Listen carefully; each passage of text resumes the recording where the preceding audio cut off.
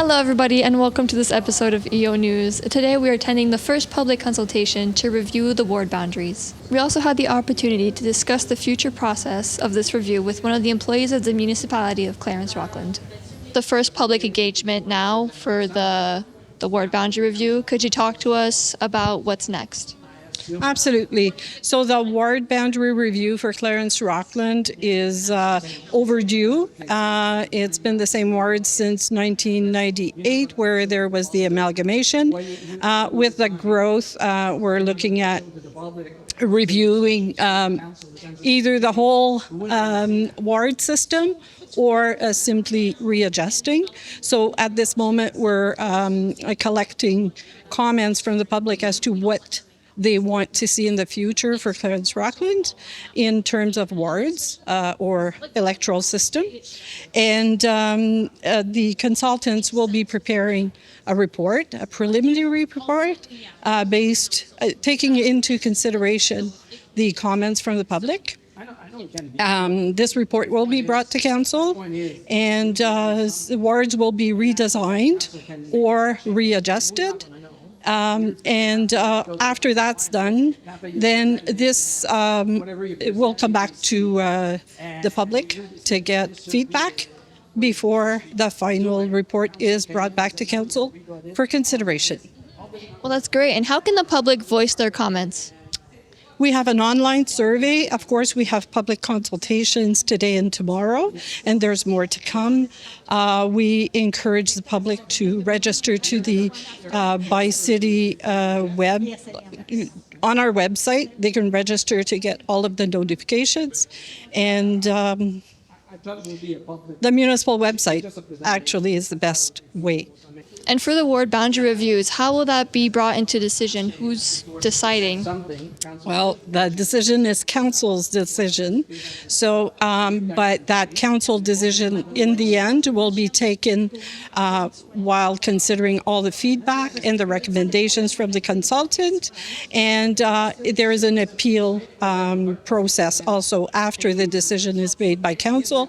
If ever the public wants to appeal the decision, there is an appeal period. And how will the new boundaries be announced? Well, again, there is on the city's website, there is a whole page with all of the information about the project. So everything will be updated there. And if you follow council meetings, you'll also be able to find the decisions there. The city hired a third party to ensure an unbiased review of the new boundaries. Today's first question, could you tell us why it's important for the municipality to hire a third party to create the new boundaries for the wards? There are two or three reasons that enter into it. One is expertise. The kinds of work that we're talking about is not normally within the purview of clerks or other municipal staff. And the idea of trying to undertake a review of this kind, especially with some of the technical materials, is probably not a good use of their time. The second part is that it is an attempt to keep the review independent of both elected officials and staff, in the sense that staff often are concerned about how their recommendations might be perceived by council, and we don't know. I mean, I'm not saying that staff would necessarily pander to council, but it's better if they're not in that kind of relationship. So it is an independent process that can deal with it. And in this case, too, not to pat ourselves on the back too far, but there is a lot of expertise we can bring here. The team involved in this review has been involved in probably 35 or more reviews of this kind. So this is not our first rodeo, right? We've done this sort of thing, and we can bring that expertise and that kind of technical support to a review that, again, I circle back, that staff would never have done before. So we can bring that in and bring the community through that process to come out with recommendations for their electoral system in the future. And what's the process to reviewing and determining the new boundaries? Well, the process is laid out in a fairly straightforward way. We were involved in setting up a process with staff because this is a city project.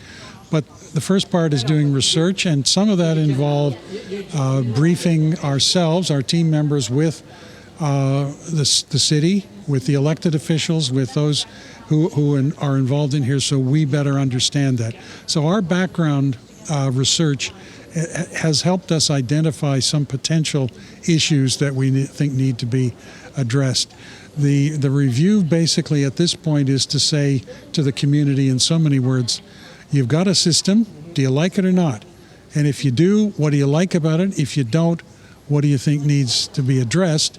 And part of the survey will be to help us identify what are the things that need to be addressed. We can't promise to fix all of them, but this first phase is to give us some sense of what kinds of things ought to be part of our consideration. We will use the feedback from this discussion, which happens in these live sessions and through materials online, to draw up a number of what we would call preliminary options. First of all, we do a critique of the current system. What's good, what doesn't work in our assessment, and back to the question, are there obvious problems? But then here are some other ways of doing the same thing. And they would approach the system placing emphasis on different principles. Are we just going to try to bring the population into balance today because it hasn't been looked at in 27 years? Are we going to fix it now? Or are we perhaps going to think ahead to an election or two? And those maps might look quite different because the growth is not going to happen everywhere.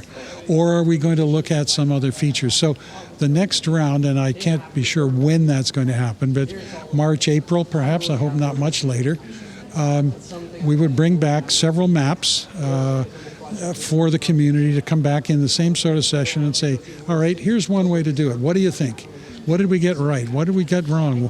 Why did, you can ask us, why did you put the line there? Or shouldn't the line be, those kinds of things would help us through the surveys and others to narrow it down to make a recommendation to council. We would give council more than likely two options, which probably would emphasize different principles. The simple one is catch up, plan ahead. But there are other scenarios. And so at that point, council, we will hold further consultations. At that point, council will be asked to make a decision by passing a bylaw to adopt one of those options. That bylaw is open to appeal, but it is the action of council that we're aiming for. The consultants don't make the decision. The consultants provide the resources and information for council to make a decision that it believes is right for Clarence-Rockland. And will this assessment of our current system be open to the public? Oh yes, there's a beginning process of that on the website already. I think the paper is there that says, "Is a ward boundary review necessary?" Question mark. and we basically say we think there are some things that need to be addressed.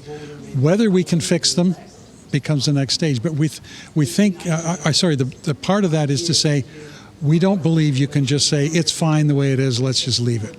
I think if that had been the scenario, there wouldn't have been a review in the first place. And we're beginning to try to figure out what is it that can be fixed and can you get along with the current system. Our assessment now is no, you can't.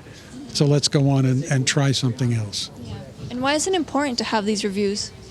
Well, the key part here is that the population of Clarence-Rockland is much larger and distributed differently than when the municipality was created. I understand that at amalgamation, the former township of Clarence had a larger population than the town of Rockland. Well, now it's the opposite, and much larger population in Rockland, and the wards were drawn on the basis of those that old number. And I'm not even sure how much the numbers came into it. We don't know exactly what led to the drawing of the lines where they are, but they were drawn at a time when the community was much smaller.